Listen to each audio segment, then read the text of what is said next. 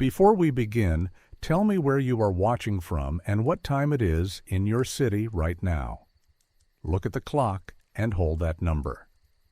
By the end of this chapter, if a courthouse stamp leaves no dent, ask yourself what else in this town only looks like the truth. The year is 1912.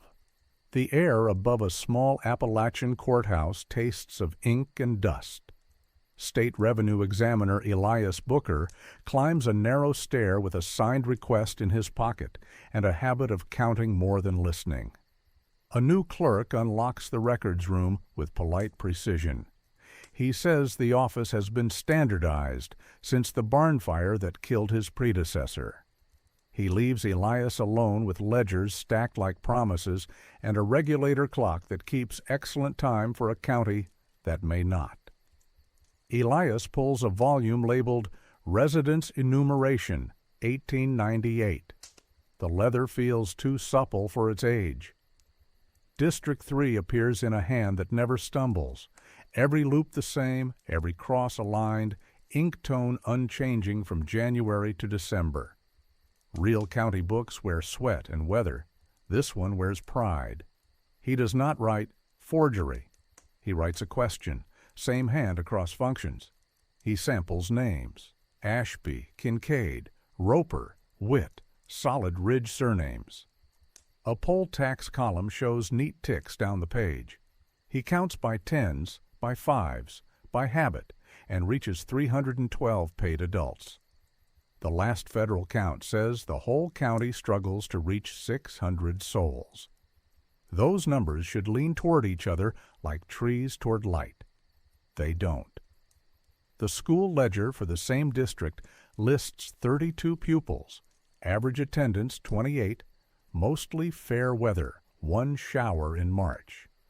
The teacher's signature echoes the same unwavering rhythm. Road warrants repeat the cluster of surnames, including X marks that lean at the same exact angle on different days with the same witness name beside them.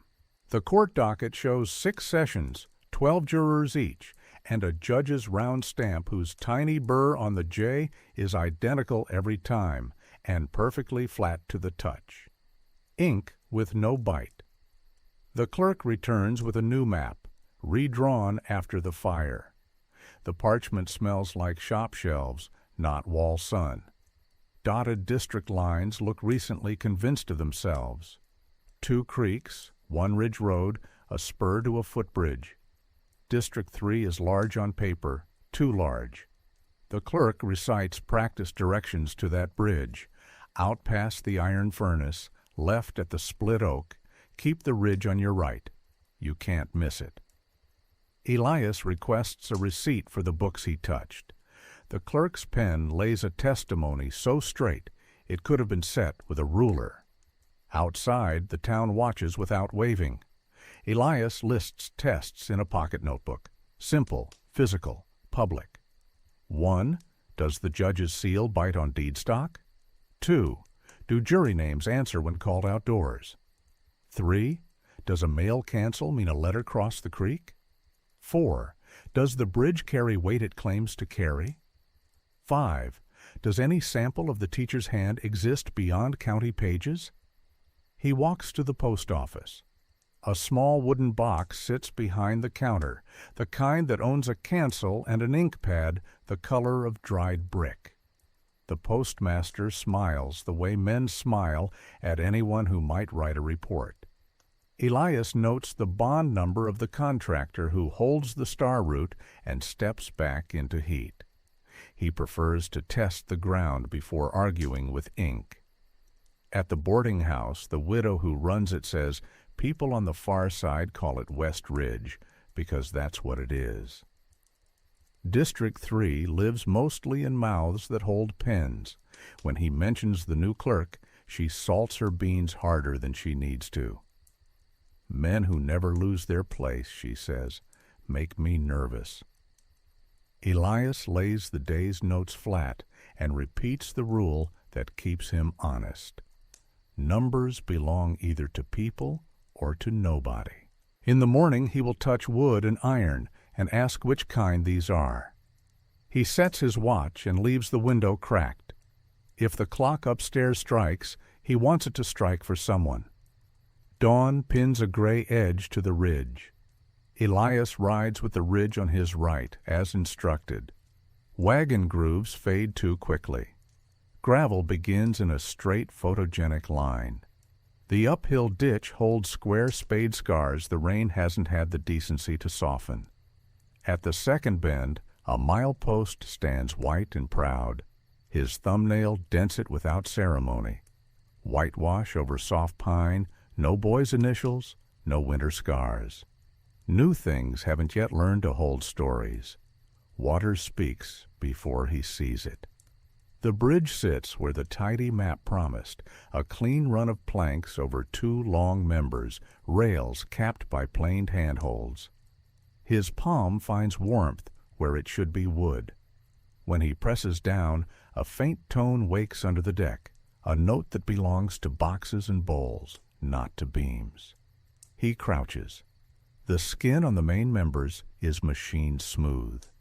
A pocket knife teases up a thin tar curl at a bolt hole.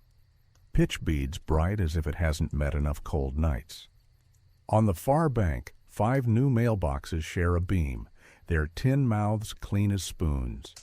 He opens 3, dust undisturbed, a spider guarding eggs, a patent cough syrup handbill with colors too fresh to have lived outdoors. The stenciled names, Ashby, Kincaid, Roper, Witt, and a 5th he doesn't recall, are lettered like siblings. 1 stencil, 1 intent. A footstep shifts Laurel. An old woman watches with a bundle of sticks under her arm. He greets her. She nods once, quick, and calls this side West Ridge, because it is west, and it is a ridge. Families? Enough to keep deer shy, she says. Not enough to keep bears out of beans.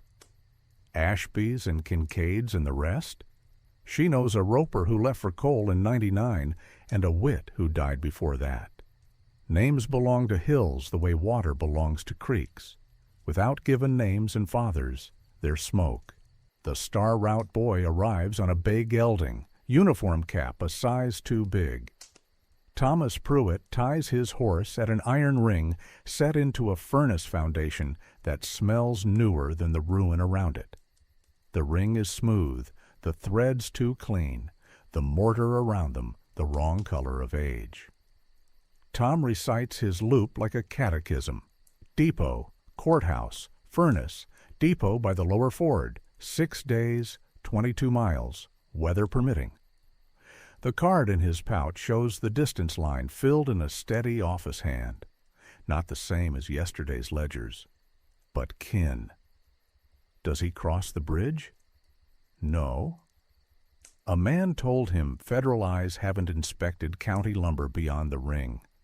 Tom admits, embarrassed, that he doesn't smoke the cigarette he is supposed to light by the ring.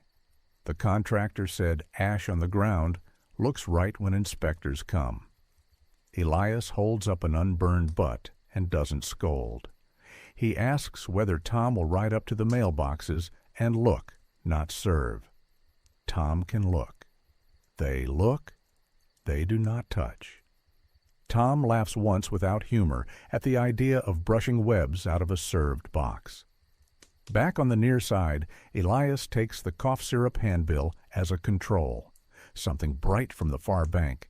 The post office will have to explain later. He tucks it into his notebook. The path beyond the bridge narrows to pretense in 20 paces and ends entirely in rhododendron. A clearing beyond it shows 4 fresh post holes where a false front could stand long enough for a photograph. Square nails gleam like they were pulled yesterday.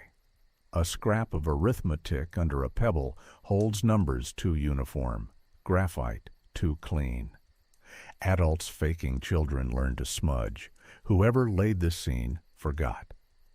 By the furnace ruin, the ring hardware is machine true within stone that remembers heat. Elias finds a small pouch behind collapsed brick, once a mailbag, now a cache. Inside, a handful of envelopes canceled with the county's round, dates from spring, names he already counted in the ledgers. He slides 2 into his notebook. If a cancel marks handling, not delivery, then these will say how far the lie walked. He asks Tom for one more errand. Carry a letter to Charleston's Normal Institute office, hand-delivered by a conductor, if the station man will vouch. The question is simple. Is Miss Ida Carroll enrolled this term or last? Tom grins. A conductor doing office work is a story worth telling. Elias thanks him and turns his horse toward the square. He prefers to touch the court seal in daylight and hold the postmaster's tools on a table where people can see. At the courthouse, the clerk produces the round stamp and a brick-colored pad. Elias offers a scrap of deed-weight calfskin from his satchel. The clerk hesitates, then presses. The circle prints glossy and flat.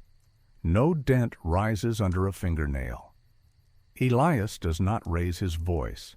He asks whether the court's old embossing press survived the fire. The clerk says a requisition for replacement is in motion. Delays at the Capitol are not unusual, and anyway, the stamp is served. Elias walks to the churchyard, where stones remember what ledgers forget. Ashby, 1896. Kincaid, 1901. A woman weeding a plot says, "A roper left for coal in '99, wrote once, then never." At noon, he asks the bailiff for a favor. Call the last jury roll on the courthouse steps, one name at a time, a long breath between. 12 names go into open air. One man answers, Whit, hat in both hands. Men who read slow, he says, don't get asked to hold law in their heads. The bailiff pays him $2 from his own pocket. Pride needs a ledger, even when ledgers lie. A wire waits at the depot by evening. No requisition for a press from this county on file this year. The old press was signed out of repair 2 springs ago by the contractor. Elias writes one line. Press traveled under contractor's hand. The widow sets a cast-iron pot on the boarding-house table and tells him to bring it back without dents if he plans to weigh a bridge at dawn. He promises. Dawn is when wood tells truth cleaner than people do. The Board of Education meets in a church basement under 2 buzzing lamps. 3 members sit, 1 chair empty. The clerk's pen rests parallel to the ledger's edge. The postmaster, restless, has brought his wooden box.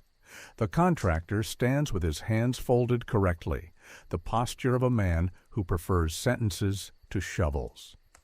Elias takes the 3rd row, the seat where air carries both ways. When the chair asks for new business, Elias raises a hand and keeps it plain. He's preparing a state inventory and needs 3 facts minuted for District 3. Does the school own a blackboard, slate pencils, and primers for 32 pupils? The clerk says the school owns what a school must. Receipts exist and can be produced. 1 receipt tonight, Elias says. The clerk produces a slip for slates and chalk with a supplier's neat hand and a countersignature. Board Chair Pro Tem. The countersign belongs to the contractor, flourish stopping at the same angle as on the star route returns. Elias reads the supplier name aloud and asks if a West Ridge parent remembers those slates on a desk this spring.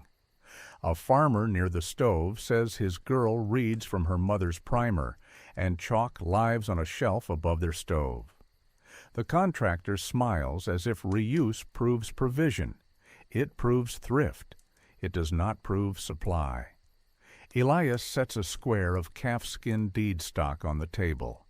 He asks the clerk, as a courtesy, to mark it with the court seal so the inventory can be filed properly upon return to the Capitol. The clerk dips, presses, prints a glossy ring. Elias closes a small iron hand press from his satchel over the same spot. A blind dent blooms with the quiet certainty of metal making a promise. He doesn't explain the difference. The lamps do it for him. The postmaster opens his wooden box. Inside, the round rubber cancel with the tiny burr on the J, a newer smooth-faced twin, a small hand press with clean jaws, a pad the color of dried brick. He strikes both cancels on county paper, ink on air, flat circles. Elias doesn't ask for an essay, he asks for a sentence. Does a cancel prove a letter crossed a bridge? The postmaster rubs his thumb along the wood and says what he will have to say again later. A cancel proves handling, not delivery. The chair tries to hurry to disbursements. Elias asks for 1 more minute to minute.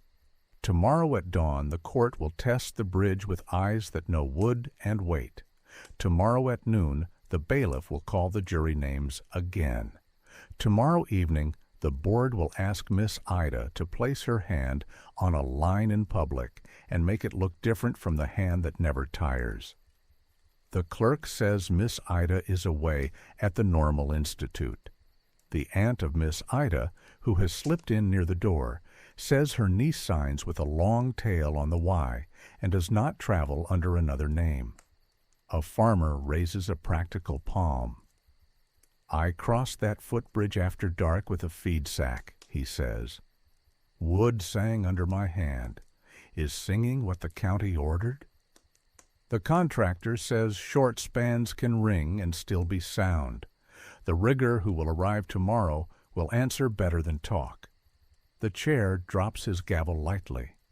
The minutes will reflect inventory as claimed, tests as scheduled, names as called, and a request for Miss Ida's presence tomorrow evening.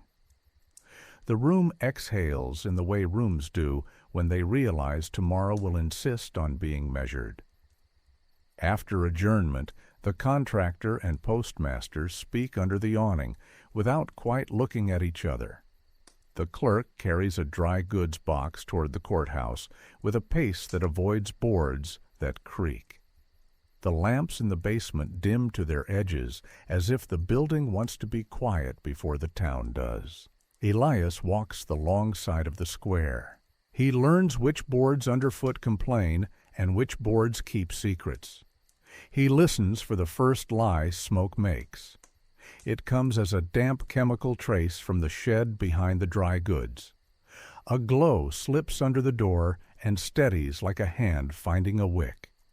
2 silhouettes lean into light, one tall, narrow-shouldered, one broader, sure on his feet. They lift crates not toward the courthouse, but toward the post office's back door. The door opens a thumb width without a lamp. A key turns like it knows the way. Elias kneels in the dust strip by the threshold and draws 3 straight lines with 2 fingers from door to alley, a trick an older examiner taught him for counting feet without asking. When the 3 men come back out, each shoe prints a story. A narrow heel worn on the outside corner, a careful flat tread that barely scuffs, a shuffle that drags more dirt than it lifts. That's enough. The judge answers his soft knock with a blanket around his shoulders and a look that says he's had worse midnights. In the post office, under lamplight, the wooden box from earlier has found 2 oiled friends. The clerk stands behind the counter with a pen in his hand, as if a ledger might ask to be filled at this hour. The contractor leans near pigeonholes like a man waiting for a train he already knows is late. The judge asks the postmaster, not loudly, to place on the counter anything in the boxes that bears county arms or court claim. Out come the 2 cancels, the clean-jawed small press, bundles of pre-addressed envelopes, blank vouchers, and a sleeve of round stamps from a maker 2 towns down. Elias lays a neighbor county parchment square flat, asks the postmaster to stamp both cancels on hide, then closes the judge's old iron over the circles. Ink stays on the surface. The dent bites through. Nobody claps. Nobody needs to. Widow Wright appears in the doorway with a dish towel on her shoulder and the calm of someone who has already decided who she believes. "If you want men on the morning train," she tells the judge, "tell the section crew now. Men who sleep in boots don't miss whistles." The bailiff runs for the depot. The foreman returns with him. The judge tells them to keep keys in pockets and sell no cash tickets till the morning men step off. The postmaster asks if he should lock the back door. "Both," the widow says, "and sit with your box in your lap till someone relieves you." The clerk writes a line for the minutes at Elias's request. Items moved from shed to post office. 2 cancels present, small press present, county round flat, court press bites. The hand that never tires makes even trouble look tidy. The contractor says consolidation saved this county when the capital dawdled. Elias answers with the only line that matters. Consolidation is not permission to count people who aren't there or to make a bridge sing like a lie. They leave lamps down to half and a town asked to hold still till morning. It is not much. It is everything. First light draws extra men to the platform. The section crew stands laced and ready. The train arrives with the honest hiss of work. 2 strangers step down, a rigger with a leather case and a flattened beak bar, and a prosecutor who keeps his hat in his hand and his notebook in his breast pocket like he wants it near his heart. They don't go to an office. They go to the bridge. Fog strings itself low over the creek. The aunt of Miss Ida keeps to the back with a slip pinned at her shoulder. Widow Wright carries her dish towel like a flag of truce. Whit crushes his hat flat. Tom holds a coil of light rope without yet knowing what for. The contractor arrives without hurry. The clerk stands in sight of everyone's eyes. The postmaster hangs back by the path like a man who wants air. The rigger listens before he speaks. His palm on the rail finds the faint tone. 2 slow steps to the middle third, 1 to the far third, back again. He sets a tripod on the abutment and reads deflection with a small staff Tom holds at midspan. Numbers shift a hair, then come home when Tom steps back. The rigger nods as if a floor he didn't lay just told him how it was built. He eases the pry bar's thin tongue under yesterday's lifted plank and raises it a finger. Tar peels in a ribbon at a bolt. A nut turns off with 2 fingers. He taps an extra sample bolt with a hammer, once, twice, and shows the crowd how a peened end mushrooms when metal is made to keep a promise. He holds the bridge's smooth-threaded bolt beside it. Even from the bank people can tell which one was struck with a purpose and which one was tightened for a photograph. He feeds the flattened beak between beam skin and abutment pocket and levers. The member shifts. The pocket shows too much of a smooth, recent cut. He flicks the skin with a finger. The sound is a hollow thing pretending to be oak. He slides a narrow saw into the tar line Elias opened and lifts a flap big enough for truth to show its teeth.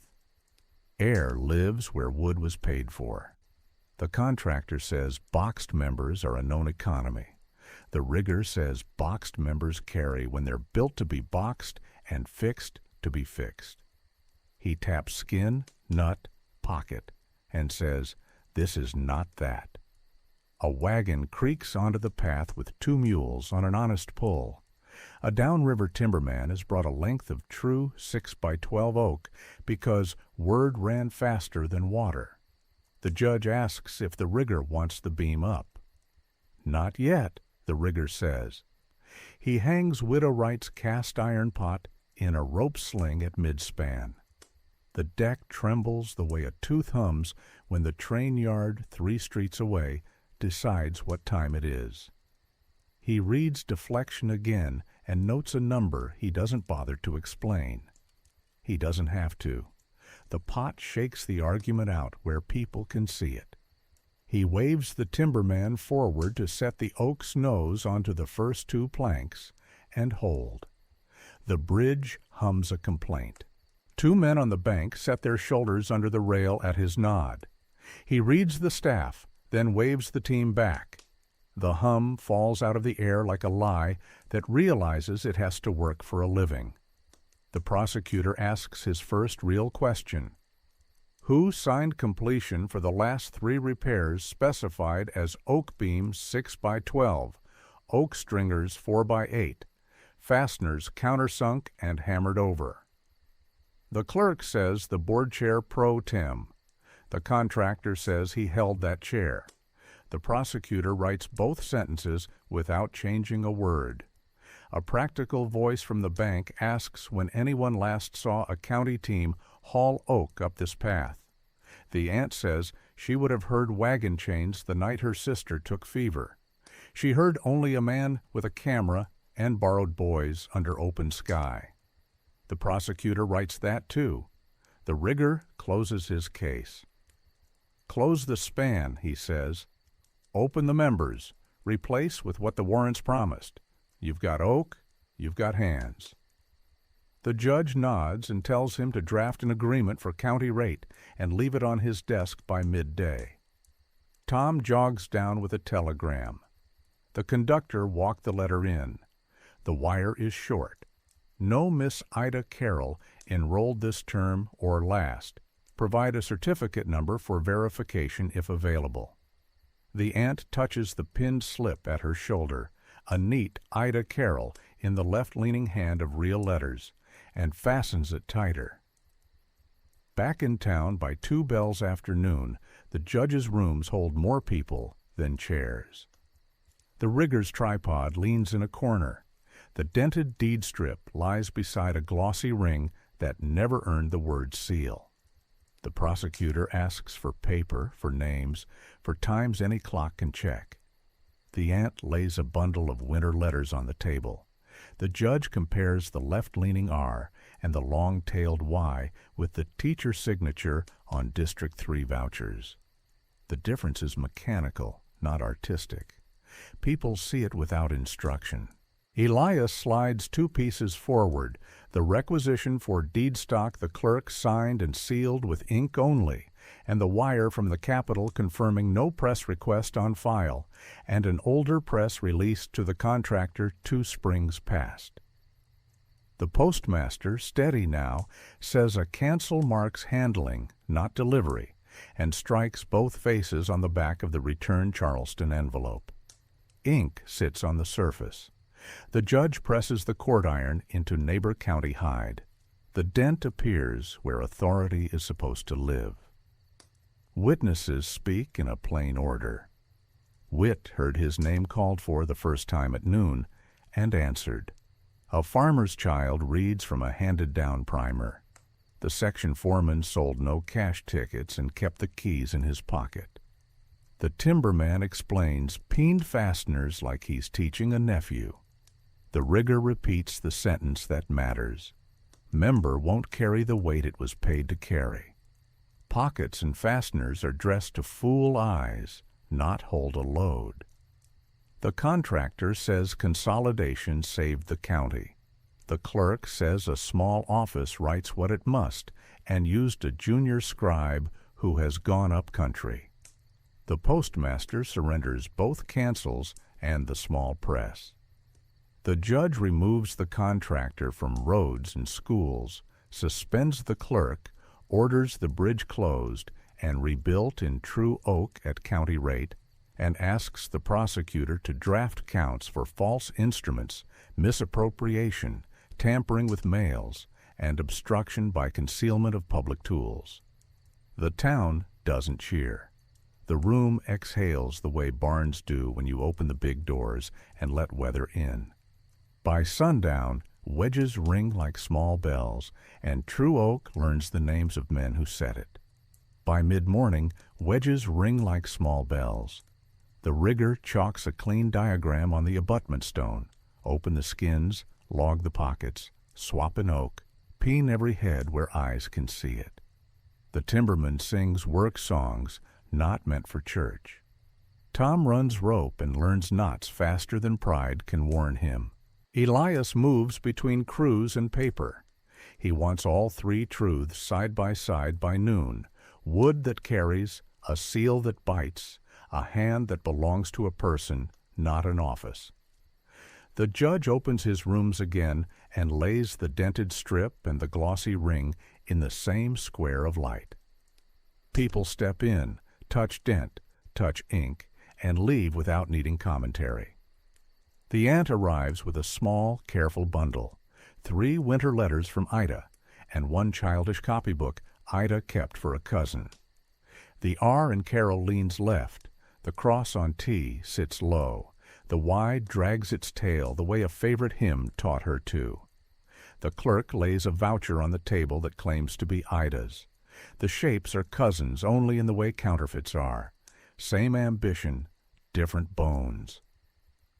Could a junior scribe have filled in for her? The prosecutor asks.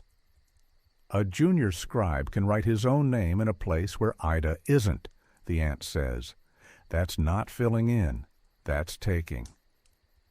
The postmaster enters with his wooden box, both cancels, the small press, and sets it down like a man putting a tool between himself and a mistake. He strikes the old face with the burr and the newer smooth twin on a blank. 2 flat rings dry without sinking. The judge presses the iron into neighbor county hide. The bruise rises under his thumb. Light makes the argument plain. At the square, the bailiff posts 2 fresh boards at the bridge approaches. Span closed. Members open.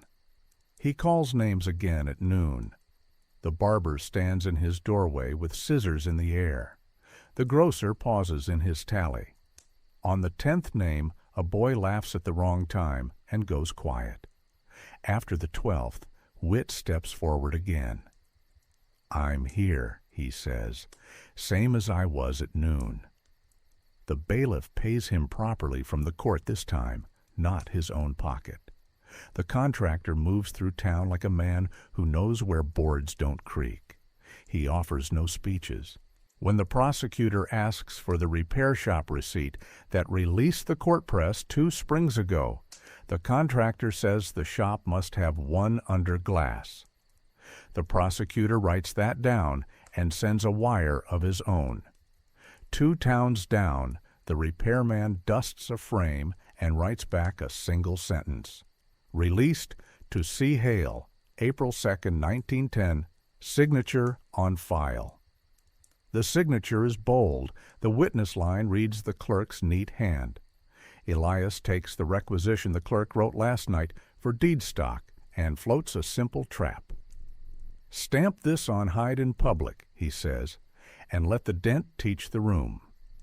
The clerk dips the round, prints the ring, and watches the iron press bite a dent into the same spot. The face he wears is not outrage. It is arithmetic. He has spent a year solving for appearances. Weight has entered the equation. "Why the same hand everywhere?" the prosecutor asks him later, quieter, with only the judge and Elias in the room. "Because it is faster," the clerk says. "Because people don't always come to sign when you need them to. Because the board wanted order faster than winter." He stares at the glossy ring and adds, almost honestly, "Because I could."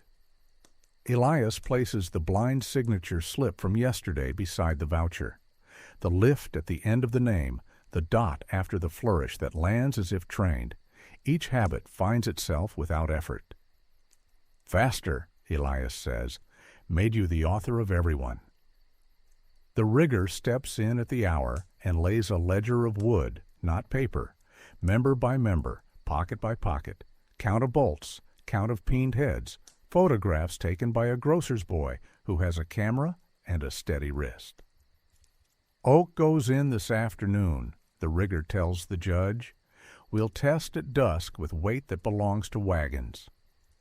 Tom, flushed with rope and purpose, delivers a second note from the Institute.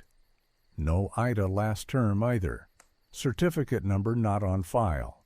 office did not receive a ticket request from this county for any carol. The aunt does not sit. Ida wrote of classes, she says. A man carried her bag. I should have read his shoes.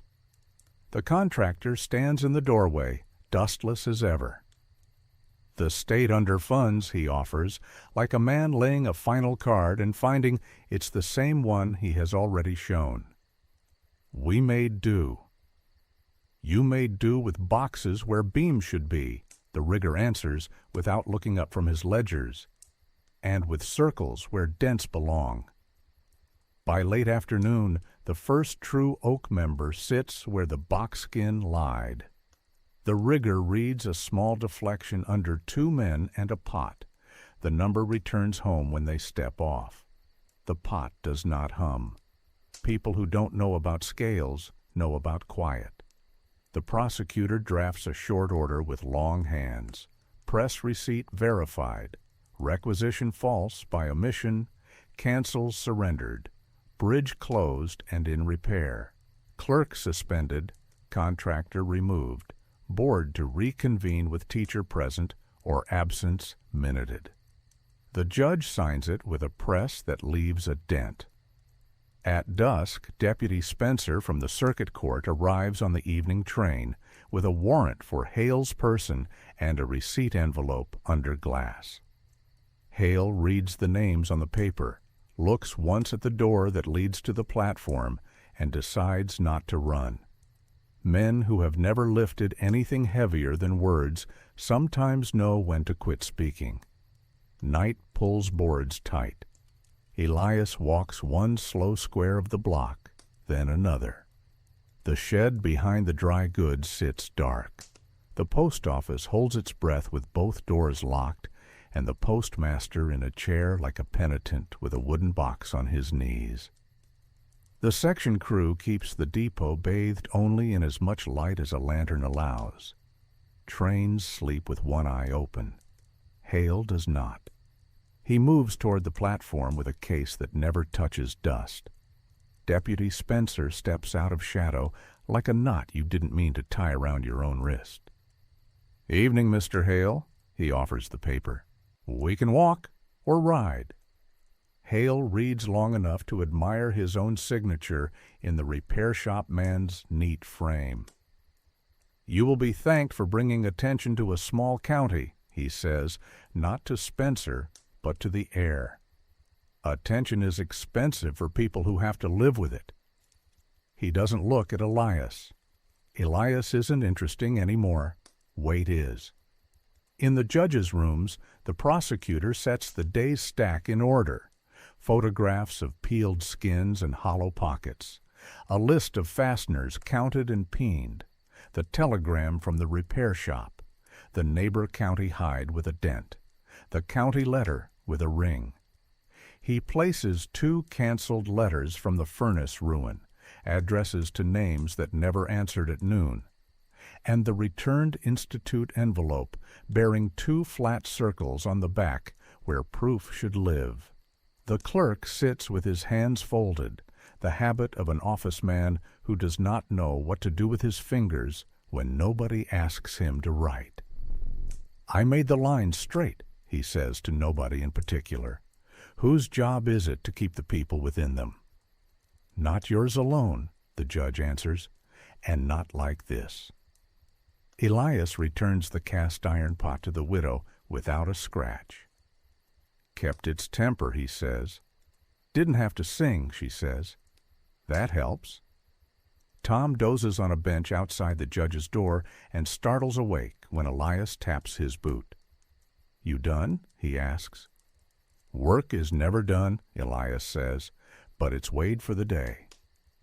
Down by the bridge, the rigger and timberman sit on the rail and eat bread in silence, the good kind. The new member looks like work, not theater. Stars land in the creek where tar ribbons used to glide. Morning steps cleanly into town. Hale sits in a chair that expects confessions and gives none. Spencer reads him the first counts without rancor. Misappropriation of state funds tied to roads and schools. false instruments attached to vouchers and court papers, tampering with mails to simulate service, obstruction by concealing or destroying public tools. Consolidation, Hale says, like a charm he thinks might still open one door. Conspiracy, the prosecutor replies, like a word he has learned to pronounce without relish. The postmaster signs a statement in a hand that shakes once and then steadies. A cancel marks handling, it reads, not delivery. The county did not deliver. He writes his name in letters he has owned all his life. The clerk reads the line and does not ask to write it better. At noon, the board meets again, with more eyes in the room than chairs. The aunt stands near the end with her bundle. We can minute a thing, the chair offers, nervous. We can minute that the teacher is absent and that a signature is contested. Minute that you will not pay a line written in a hand that isn't here, the aunt says. Minute that you will ask for a dent before you believe a stamp. Minute that a school has more than a blackboard, and that if you didn't carry it, you will say so out loud. A man in back, one of the at-large members who likes elections better than winters, clears his throat. We hired the contractor to spare the county chaos, he says. He made roads and bridges happen when the state was slow. He staged a drawing of a road and a photograph of a school, the prosecutor answers. He made money happen. People should have happened. The clerk, pale but present, speaks to the chair instead of the room. The board asked for order. I delivered it by the yard. He looks at the aunt. I thought the ends justified the flourishes. The ends are people, she says. They don't? The judge dictates a short, hard paragraph. District 3 inventories are void for spring. Vouchers void unless teacher's hand appears in light. Juror rolls to be rebuilt from living names.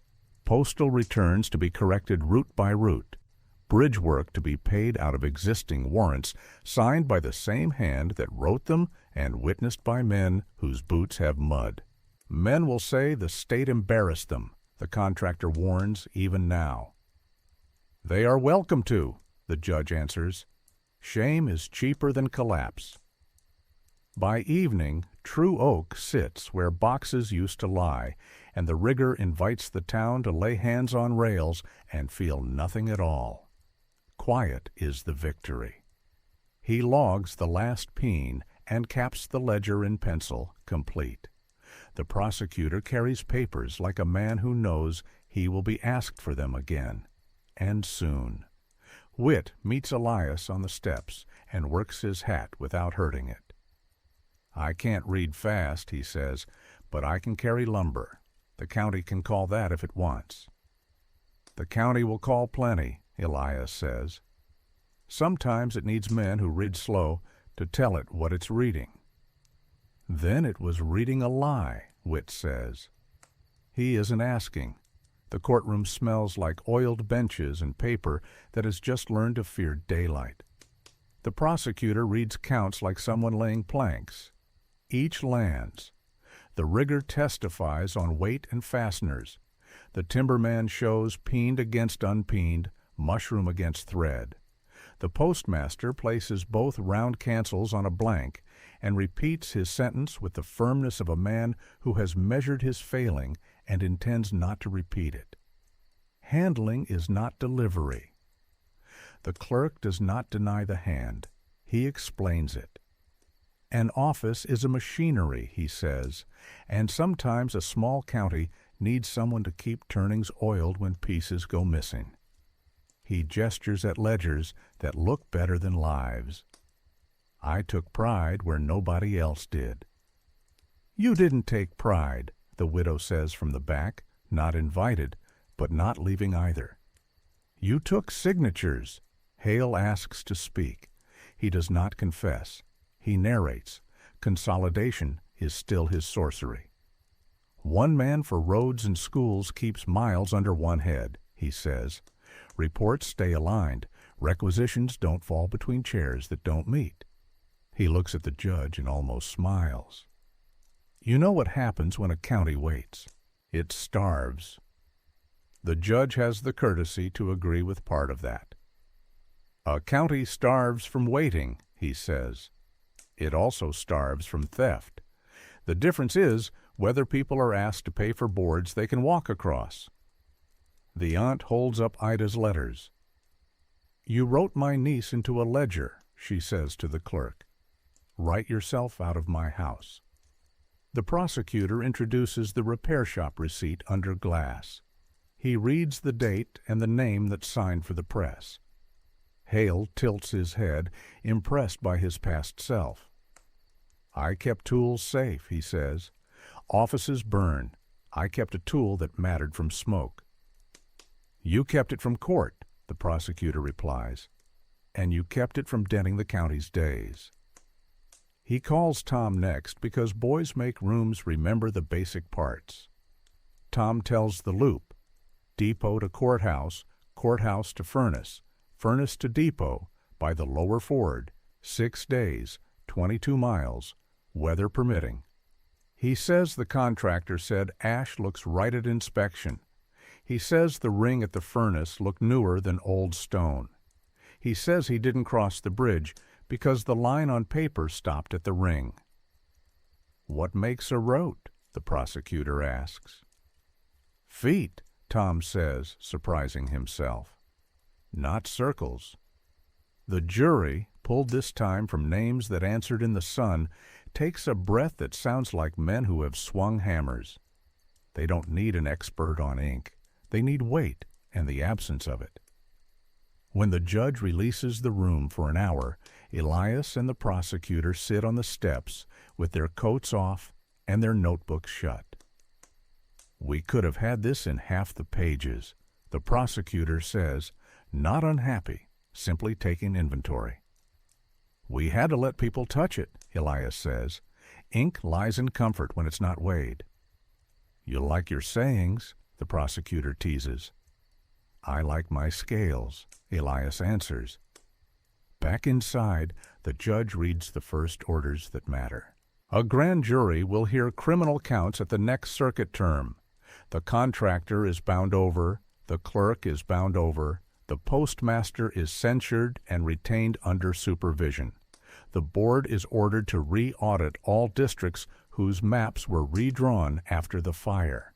The court will strike authentic seals on all instruments filed since last spring, replacing any that carry ink circles without dent. He ends with one practical sentence. The bridge is open. People step into the square and do something towns do when fear gives up its seat to labor. They talk like they're trying to hear each other over work that hasn't started yet. The rigger and timberman collect tools. Tom coils rope and loops that remember his hands. The aunt walks home with her letters and her chin level. The widow hangs her towel and counts heads by habit before she lights lamps. Elias returns to the ridge one more time at sunset. The creek takes light and breaks it without helping or harming anything. He puts his palm on the new rail. No hum. No theater. He tries to imagine the sound of a county that chooses dent over gloss, and can't. Silence doesn't leave a trace, but in people who know how to listen for it. Weeks are counted now by wagons that cross and don't sing. A sign at the approach says, West Ridge, in paint that doesn't pretend to be older than it is. The dotted line for District 3 fades on the map in the hall.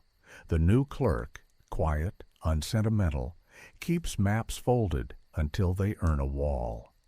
The post office cancels only what it carries and carries everything it cancels. The wooden box stays on the shelf like a chastened dog. Tom learns the star route by ground, not card.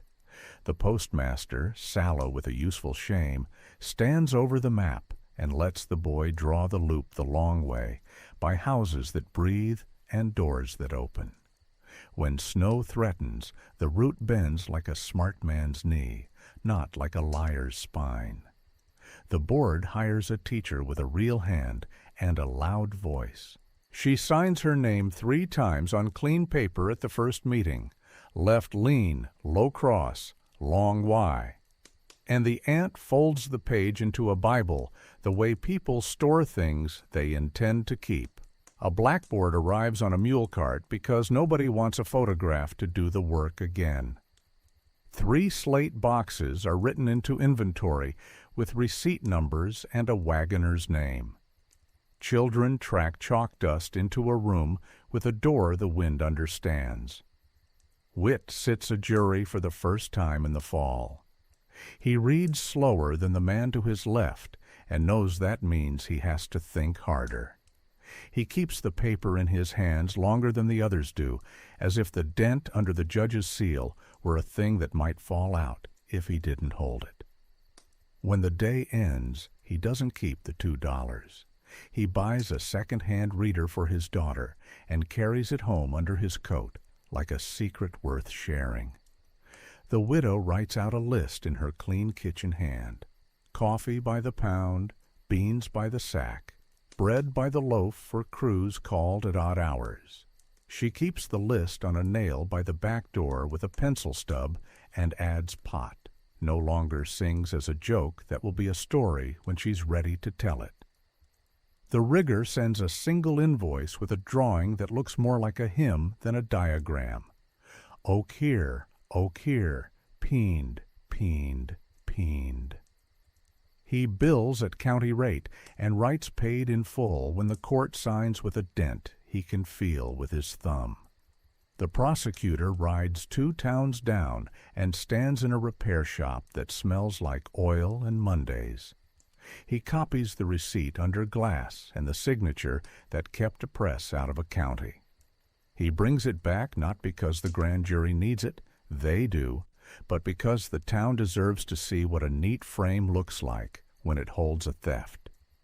The clerk waits the weeks out without filling a single line.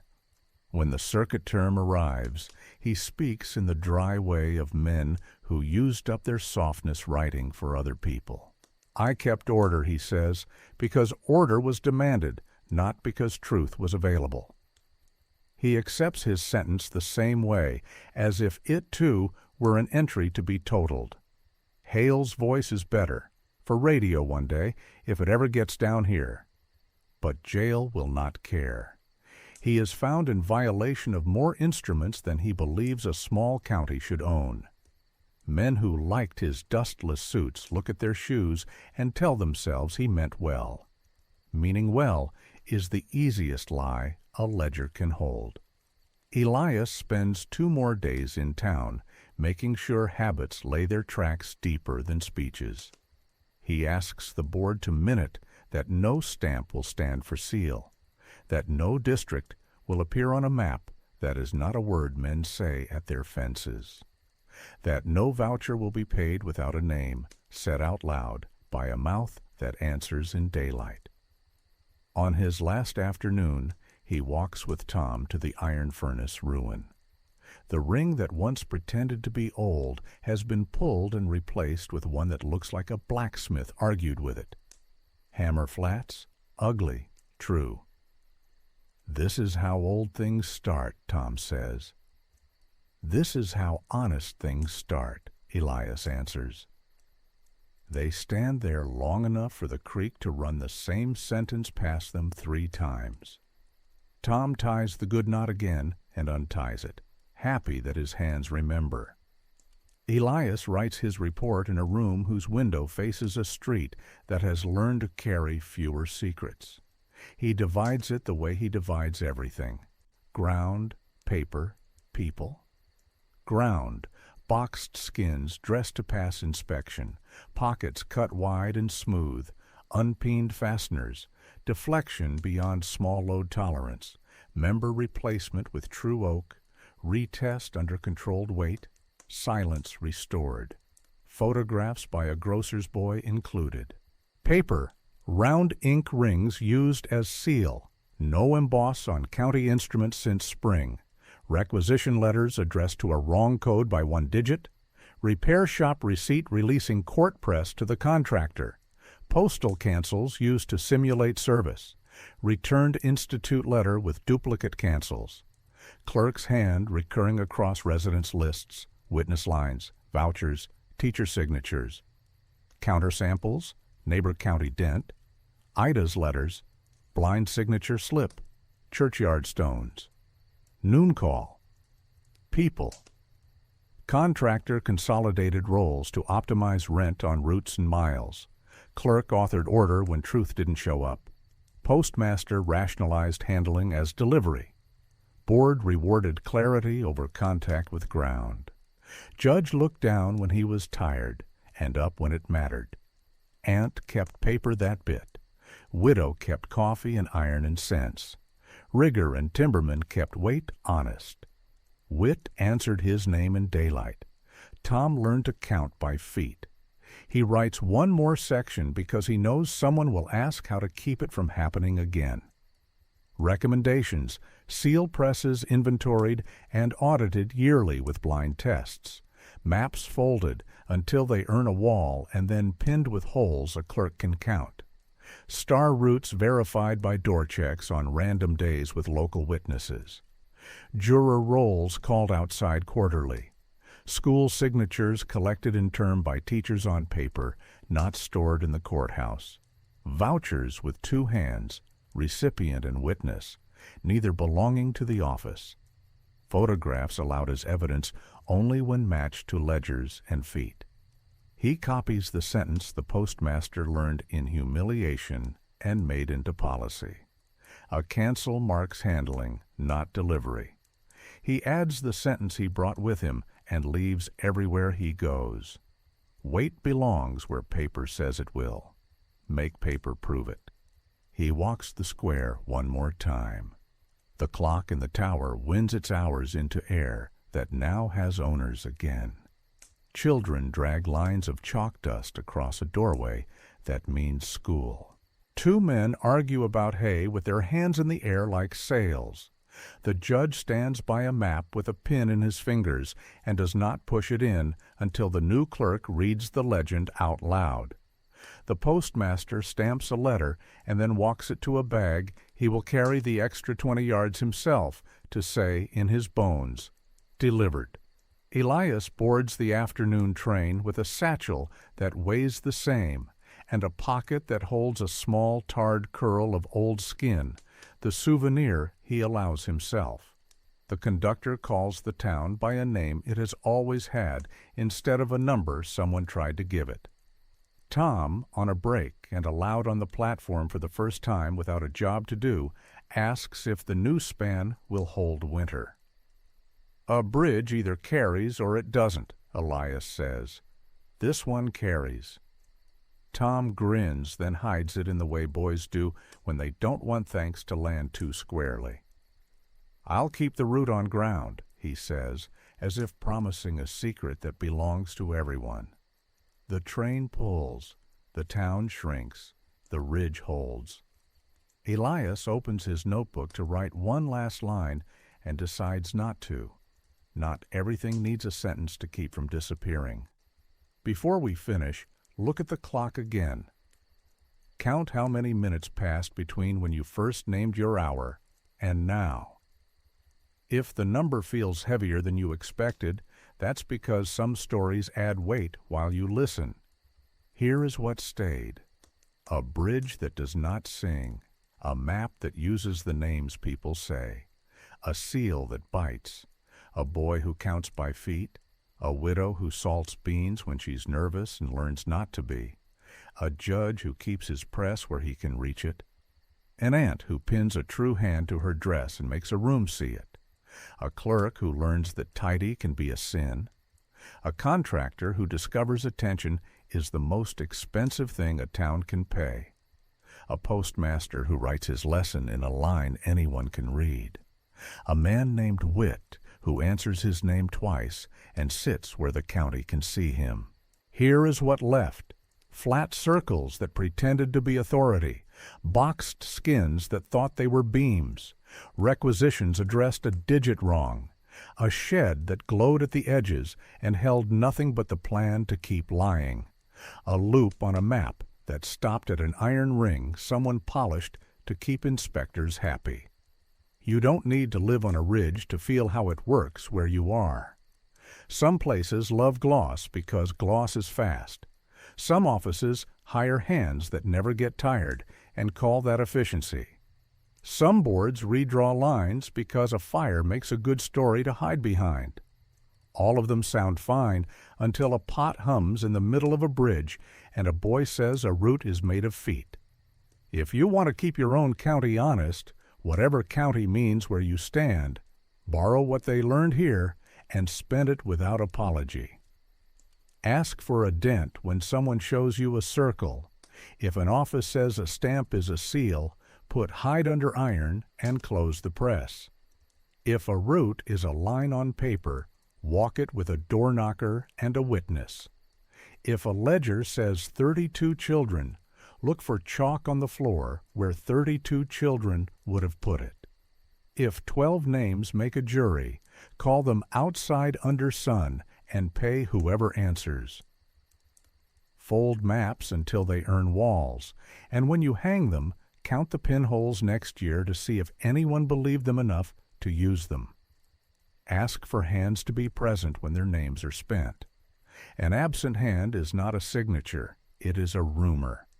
If a clerk says order has arrived faster than truth could, ask what was sold to make that happen and who bought it. If a contractor says consolidation saved you, count who got rich and whose feet never once crossed the bridge you were billed for. Keep souvenirs of your own lies so you remember what they looked like. Small curls of tar, photographs that show a blackboard leaning in the open, envelopes canceled in places where letters went to die. Put them in a drawer with a label that says, "Do not do this again." Open the drawer when you're tempted to love straight lines more than crooked lives. If you have a clock in your square, ask it to strike for someone. Clocks don't care who hears them. People do. If nobody answers, don't polish the bell.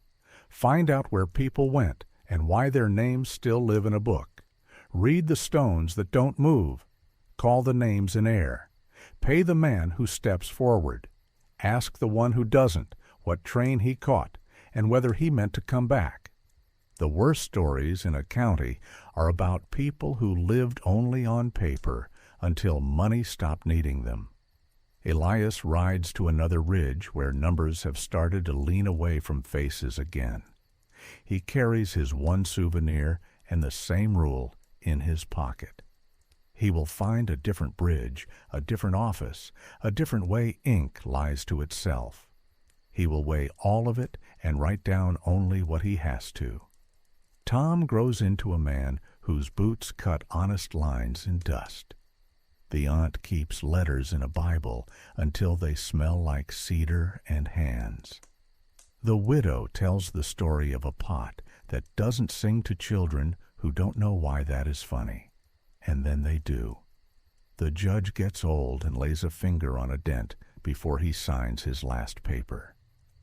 The postmaster retires and teaches a grandchild to walk a route by houses that open.